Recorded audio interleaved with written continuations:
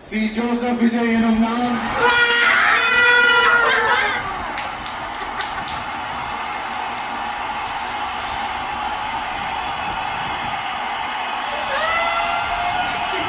சட்டப்படி அமைக்கப்பெற்ற இந்திய அரசியல் அமைப்பின்பால் உண்மையான நம்பிக்கையும் மாறா பற்றும் கொண்டிருப்பேன் என்றும் இந்திய நாட்டின் ஒப்பில்லாத முழு முதல் ஆட்சியையும் ஒருமையையும் நிலை நிறுத்துவேன் என்றும் தமிழ்நாட்டு அரசின் முதலமைச்சராக உண்மையாகவும் உளச்சான்றின்படியும் என் கடமைகளை நிறைவேற்றுவேன் என்றும்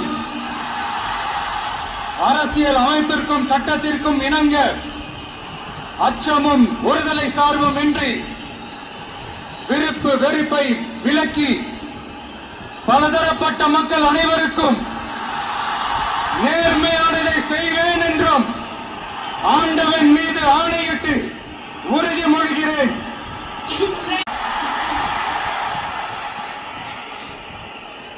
தமிழ்நாட்டு அரசின் முதலமைச்சர் என்ற முறையில்